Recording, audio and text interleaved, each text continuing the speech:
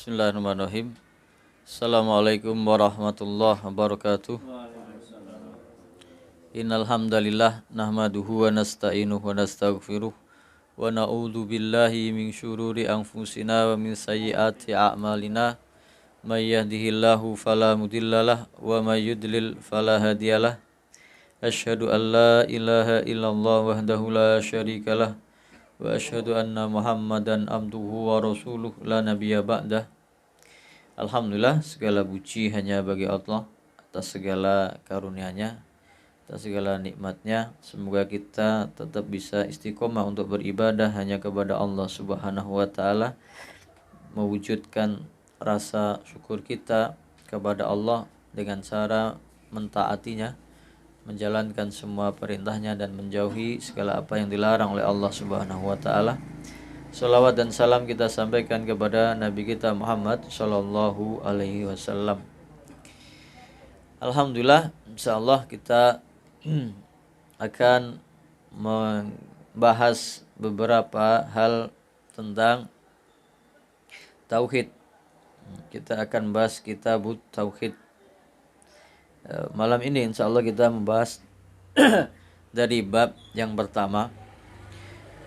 Tauhid sendiri dalam bahasa Arab dari kata wahada yuwahidu, mengesakan.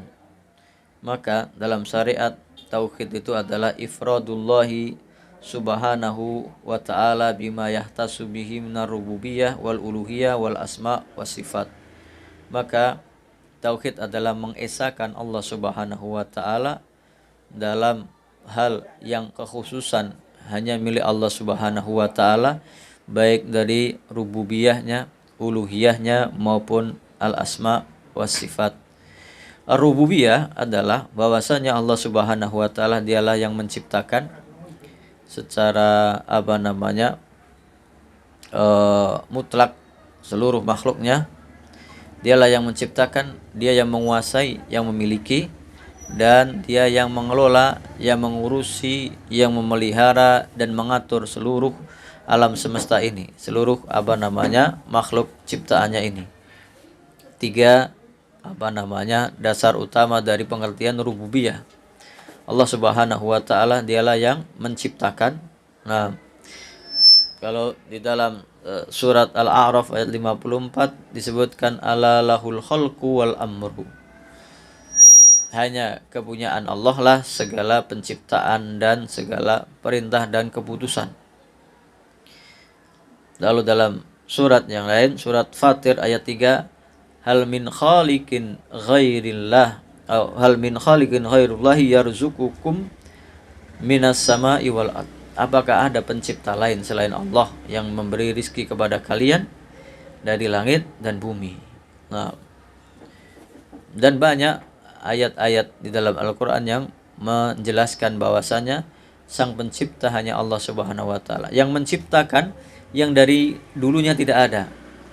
Kalau kita menciptakan, membuat kursi, membuat meja, sudah ada bahan-bahannya. Kalau Allah Subhanahu wa taala yang menciptakan, sesuatu yang tidak ada menjadi ada. Sesuatu yang belum ada contohnya kemudian diadakan tanpa meniru, tanpa menjiplak, tanpa membuat pola. Kalau manusia sudah ada bahan-bahannya, lalu dia tinggal merangkai menyusunnya, maka dia menciptakan.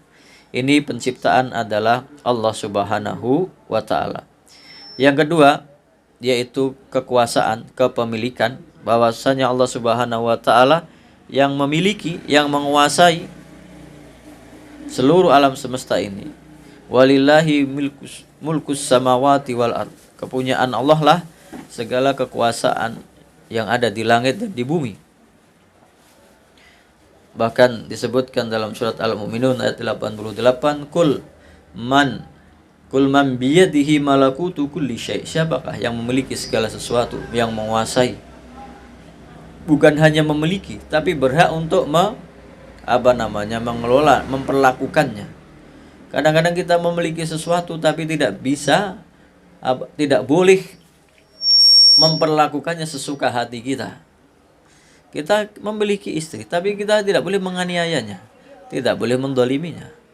Tapi kalau Allah Subhanahu wa taala, Allah berhak memperlakukan seluruh hak miliknya, mutlak milik Allah Subhanahu wa taala. Ini al-milku, kekuasaan.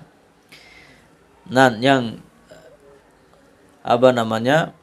yang ketiga adalah Allah Subhanahu wa taala yang mengurus, yang mengelola alam semesta ini.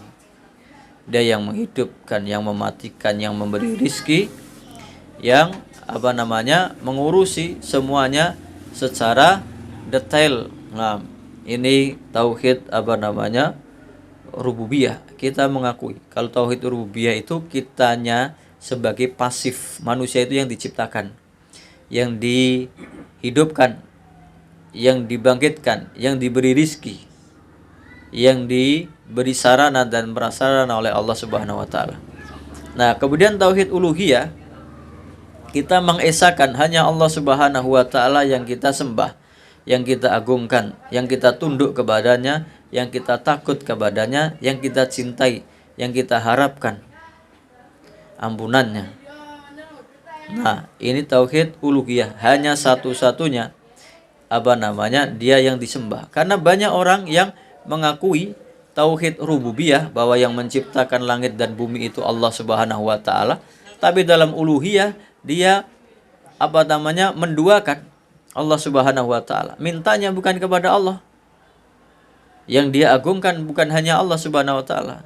Ada yang minta kepada gunung, ada yang minta kepada lautan, ada yang minta kepada batu, ada yang minta kepada makhluk halus dan lain sebagainya.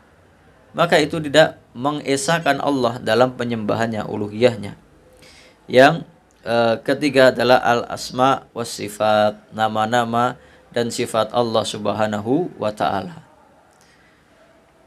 Tidak menyerupai sesuatu apapun dan tidak bisa ditandingi, disaingi oleh apapun. Dalilnya adalah surat Asy-Syura ayat 11, laisa kamitslihi syai'un wa huwas samiul basir. Tidak ada yang menyerupai baginya sesuatu apapun, dan dia yang maha mendengar, maha melihat. Ini penjelasan pertama dari kitab tauhid ini. Jadi kenapa kita harus mempelajari tauhid? Karena ternyata banyak penyimpangan yang masih terjadi di zaman modern ini. Bahkan semodern ini, kesyirikan, ritual-ritual meminta kepada selain Allah ditampakkan di media. Yang menghebohkan beberapa bulan kemarin, ada yang minta hujan dengan membuat alat minta bukan kepada Allah, atau memberhentikan hujan, pawang hujan, dengan ritual dukun, meminta kepada selain Allah Subhanahu wa taala. Dan hal-hal yang lain, ritual, ada yang kesyirikan, ada yang percaya dengan benda-benda tertentu, punya kekuatan, punya kemampuan untuk mendapatkan manfaat atau untuk menghilangkan musibah, bencana. Nah, semua itu harus kita hilangkan dari akidah kita. Maka tauhid adalah memurnikan ibadah. Tadi itu 3 pokok utamanya, yaitu rububiyah, uluhiyah, asma wa sifat. Apakah harus dibagi seperti itu? Enggak ada. Karena pembagian itu adalah hanya untuk mempermudah pemahaman kita terhadap dalil-dalil yang ada di dalam Al-Quran dan hadis. Apakah harus percaya bahwa tauhid itu harus dibagi 3? Itu hanya mempermudah pemahaman. Nah, kitab tauhid yang pertama adalah bab tentang hak-hak Allah Subhanahu wa taala kepada hambanya, bahwa kita hanya berkewajiban untuk menyembah Allah Subhanahu wa taala. Maka dalil yang pertama adalah surat Ad-Dariyat ayat 56. Wa ma khalaqtul jinna wal insa illa liya'budun. Dan tidaklah kami ciptakan jin dan manusia kecuali hanya untuk beribadah, menyembah hanya kepada Allah Subhanahu wa taala. Dan tidaklah Allah Subhanahu wa taala menciptakan jin dan manusia kecuali hanya untuk menjadi hambanya. Kita semua menjadi hambanya Allah Subhanahu wa taala. Suka atau tidak suka. Karena hamba itu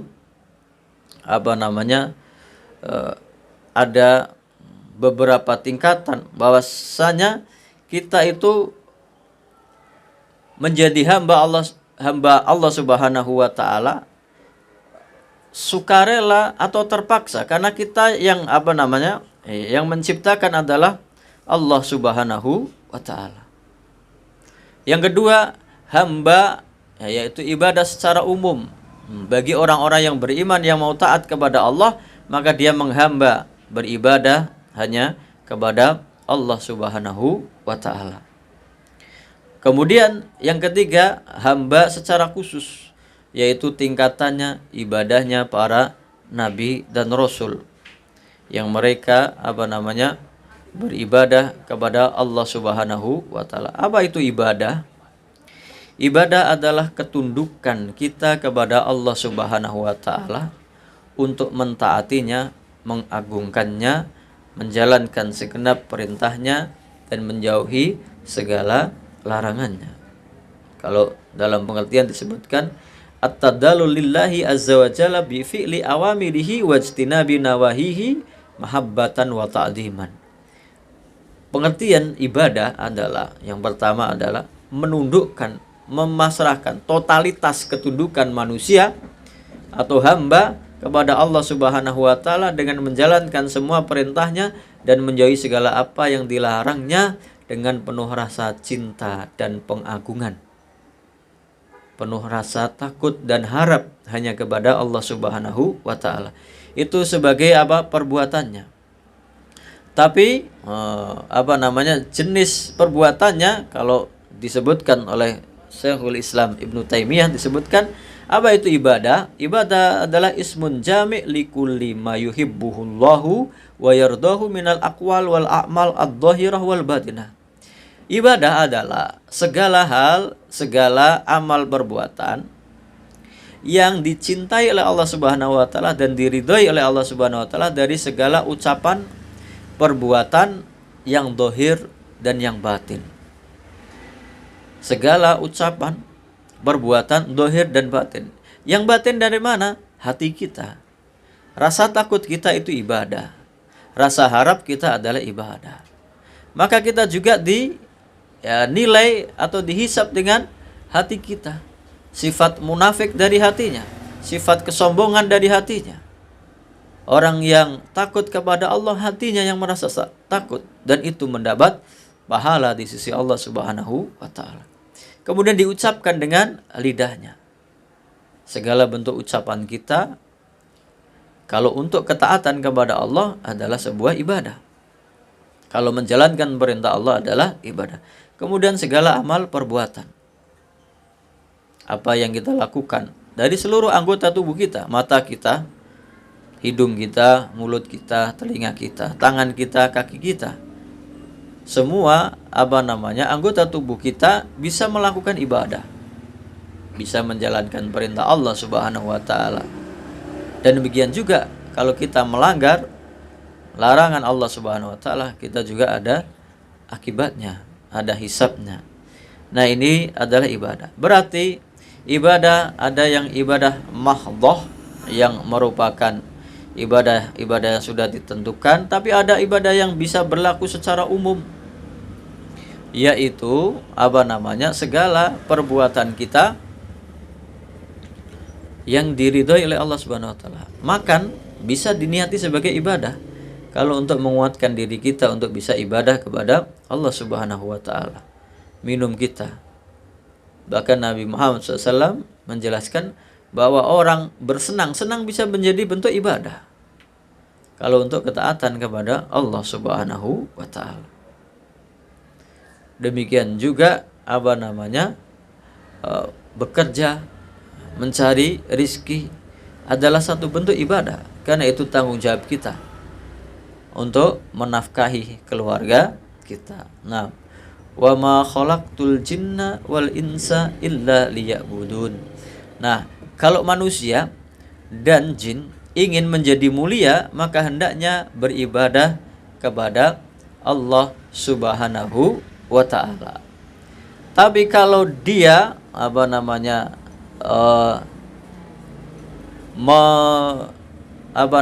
menentang Allah Subhanahu wa ta'ala, yang dia jadikan Tuhan adalah hawa nafsunya, maka jin dan manusia ini juga punya peluang mendapat azab dari Allah Subhanahu wa ta'ala. Kalau dalam surat Al-A'raf ayat 179 disebutkan, walaqad zara'na li jahannama katsiran minal jinni wal insi. Kami akan masukkan ke dalam neraka jahanam banyak dari jin dan manusia. Kenapa? Lahum qulubul la yafqahuna biha walahum a'yunul la yubsiruna biha walahum adzanul la yasma'una biha. Mereka punya hati, tidak digunakan untuk berpikir, merasakan. Mereka punya hati, bisa untuk ibadah, tapi tidak digunakan untuk ibadah. Digunakan untuk melampiaskan hawa nafsunya. Walahum a'yunul la yubsiruna biha. Mereka punya mata, tapi tidak digunakan untuk melihat yang baik-baik, melihat yang diperintahkan oleh Allah Subhanahu wa taala, melihat hal-hal yang mengantarkan kepada ketaatan kepada Allah Subhanahu wa taala. Dan mereka walahum adzanun la yasma'una biha. Mereka punya telinga tapi tidak digunakan untuk mendengarkan apa-apa yang diperintahkan oleh Allah Subhanahu wa taala. Tidak mendengarkan pengajian, tidak mendengarkan Al-Qur'an, tidak mendengarkan hal-hal yang membawa ketaatan. Orang yang seperti ini, bahkan jin dan manusia disebut di situ, itu dikatakan oleh Al-Qur'an lebih buruk, lebih rendah kedudukannya dari binatang. Ulaika kal an'ami balhum adallu. Mereka itu seperti binatang ternak, bahkan lebih sesat, lebih rendah lagi. Kalau tidak menggunakan akal, pikiran, hati, mata, pendengaran, seluruh anggota tubuhnya untuk beribadah kepada Allah Subhanahu wa taala. Ulaika humul ghafilun. Mereka lah orang-orang yang lalai. Berarti jin juga punya beban syariat, diberi beban syariat oleh Allah Subhanahu wa taala untuk beribadah. Maka ada yang masuk surga, ada juga yang masuk neraka. Ada yang diadab, ada juga yang dimasukkan ke dalam kenikmatan Allah Subhanahu wa taala. Ini tentang wa ma khalaqtul jinna wal insa illa liya'budun. Maka hendaknya totalitas seluruh kehidupan kita jadikan sarana untuk beribadah hanya kepada Allah Subhanahu wa taala. Karena wa ma khalaqtul jinna wal insa illa liya'budun. Lamnya kalau dalam bahasa Arab itu ta'lil, tujuan Allah menciptakan jin dan manusia itu untuk beribadah. Karena dengan ibadah itulah mereka akan menjadi mulia, tinggi derajatnya di sisi Allah Subhanahu wa taala. Kalau dia tidak beribadah, berarti tidak sesuai dengan peruntukannya. Maka di situ dalam surat Al-A'raf tadi ayat 179, mereka kedudukannya malah jatuh ke titik yang terendah, lebih buruk, lebih jelek daripada binatang. Padahal bisa berbicara, punya akal, punya hati, punya mata, punya telinga untuk mendengarkan. Ini dalil yang pertama. Dalil yang kedua adalah surat An-Nahl ayat 36. Allah Subhanahu wa taala berfirman, walaqad ba'atsna fi kulli ummatir rasulan an ibudullaha wajtanibut taghut. Dan sungguh kami telah utus setiap umat seorang rasul. Apa perintahnya? An ibudullaha wajtanibut taghut. Memerintahkan, mengajak untuk beribadah, menyembah hanya kepada Allah Subhanahu wa taala dan menjauhi segala sesembahan selain Allah Subhanahu wa taala. Taghut sesuatu yang disembah selain Allah Subhanahu wa taala. Walaqad ba'asna fi kulli ummatin. Nah, dan sungguh telah kami utus setiap umat itu ada rasulan. Ada nabi yang diceritakan oleh Allah Subhanahu wa taala di dalam Al-Qur'an, dan ada nabi yang tidak diceritakan oleh Allah Subhanahu wa taala di dalam Al-Qur'an, tapi ada. Nah, ada yang diceritakan dan ada yang tidak. Dalam surat An-Nisa disebutkan ayat 164, wa rasulan qad qasasnahum alaika min qablu wa rusulan lam naqsushum alaik wa kallamallahu Musa taklima. Dan ada nabi-nabi dan rasul yang kami ceritakan kepadamu di dalam Al-Qur'an ini atau di dalam kitab-kitab sebelumnya, min qablu wa rusulan lam naqsushum alaik, dan ada nabi-nabi dan rasul yang tidak kami ceritakan kepada kamu. Wa kallamallahu Musa taklima, dan Allah Subhanahu wa taala benar-benar berbicara kepada Nabi Musa alaihissalam. Ini surat An-Nisa. Sedangkan di surat Al-Mu'min atau surat Ghafir disebutkan walaqad arsalna rusulan min qablika minhum qasasna alaika wa minhum lam naqsus alaik. Dan sungguh telah kami utus para nabi dan rasul sebelum engkau, wahai Muhammad. Di antara mereka ada yang kami ceritakan kepadamu, dan di antara mereka ada yang tidak kami ceritakan. Tapi ada. Setiap umat ada nabi dan rasulnya. Wa ma kana li rasulin ayyatiya bi ayatin illa bi idznillah. Tidak ada seorang nabi dan rasul pun yang mendatangkan suatu ayat kebenaran, mukjizat dari Allah Subhanahu wa taala kecuali atas izin Allah Subhanahu wa taala. Fa idza jaa amrullahi qudiya bil haqqi wa khasira hunalikal mubtilun.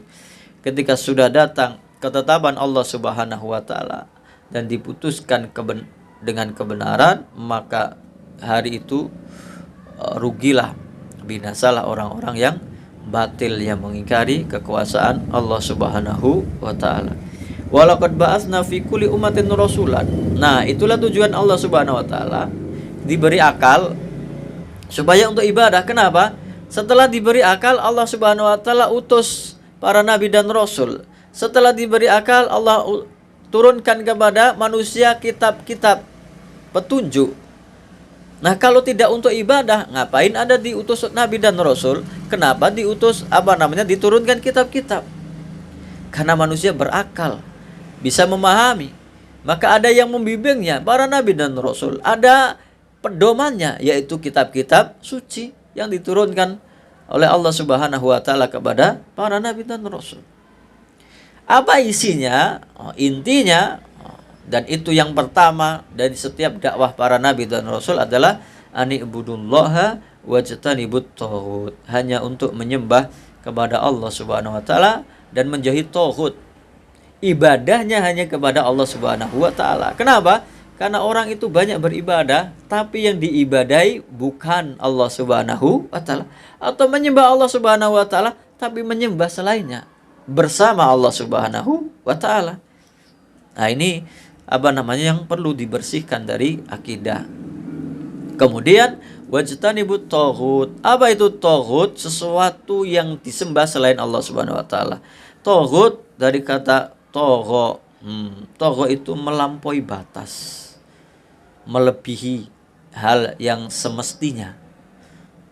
Jadi kalau menjadikan sesuatu itu melampaui batas, dia hanya makhluk lalu dijadikan sebagai khalik, sebagai Tuhan, padahal dia makhluk, berarti itu melampaui batas pengagungannya, perlakuannya.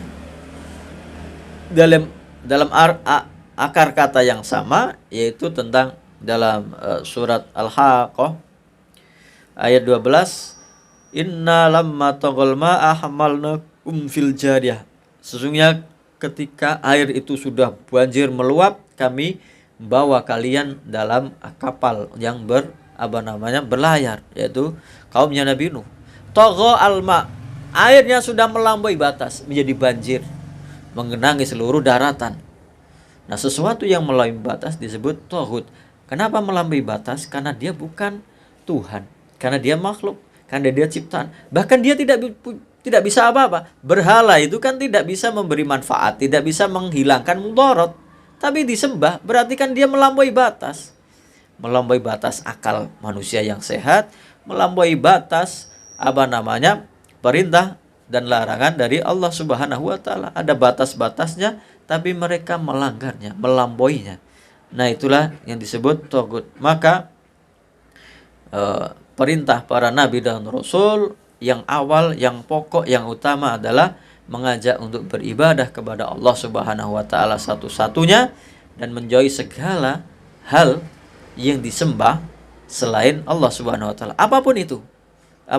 Apakah itu malaikat, apakah itu nabi, apakah itu orang soleh, apakah itu ulama, bahkan benda mati, apakah itu gunung, apakah itu bintang, apa matahari, atau bulan, atau lautan, semuanya tidak boleh disembah, diagungkan sebagaimana manusia menyembah Allah Subhanahu wa taala.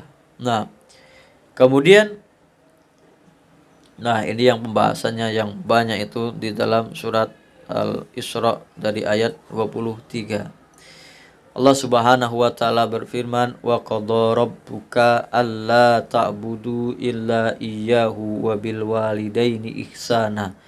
Ini sebetulnya pembahasannya menjadi agak panjang karena ini merupakan hak-hak Allah Subhanahu wa taala.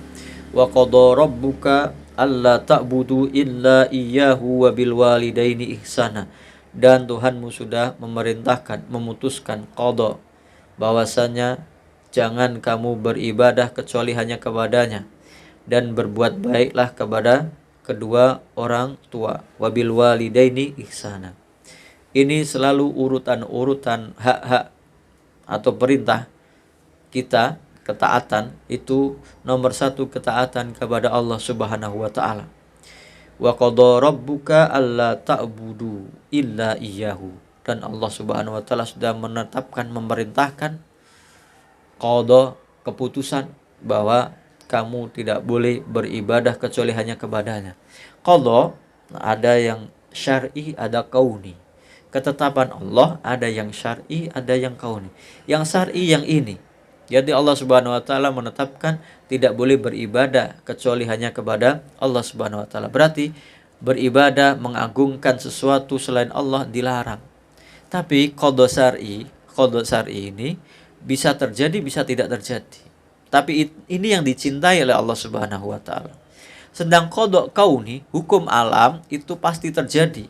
Kadang terhadap sesuatu yang dicintai oleh Allah, kadang yang tidak diridhoi oleh Allah Subhanahu wa taala. Allah Subhanahu wa taala menetapkan ada orang itu yang kafir.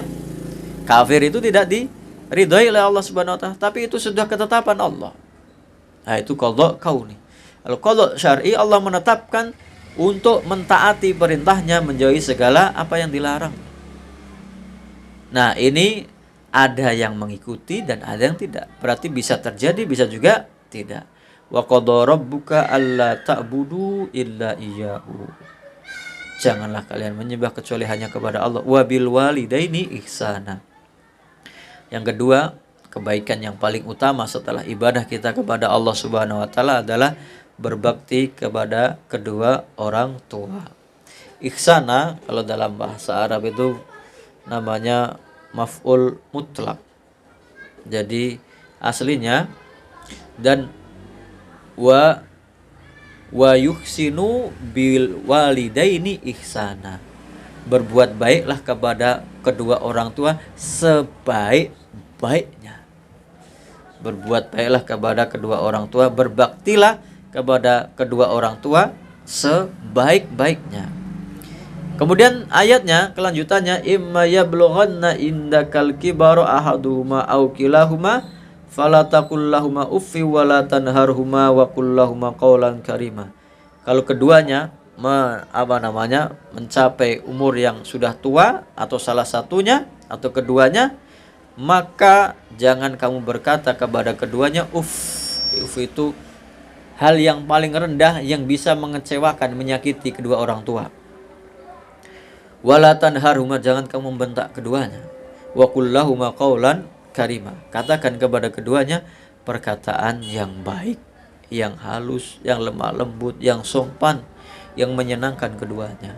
Maka kebaikan yang paling utama, ketaatan yang paling tinggi setelah taat kepada Allah Subhanahu wa taala adalah taat kepada kedua orang tua. Bahkan kalau mereka bukan muslim pun kita masih diperintahkan untuk taat kepada keduanya.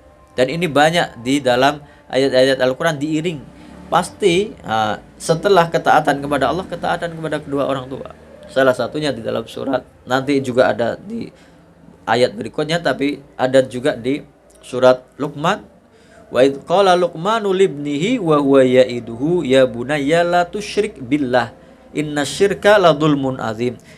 Dan ingatlah ketika Luqman memberi nasihat, berkata kepada anaknya, wahai anakku, jangan kamu berbuat syirik, karena syirik adalah kedzaliman yang paling besar. Berarti tauhid adalah ketaatan yang paling tinggi. Kemudian wa wassaynal insana biwalidayhi hamalathu ummuhu wahnan ala wahn wa fisaluhu fi amaini anishkur lillahi. Nah, kemudian kami beri wasiat kepada manusia untuk berbuat baik kepada kedua orang tua. Kemudian yang diceritakan adalah ibunya. Ibunya mengandungnya dalam keadaan lemah, semakin lemah.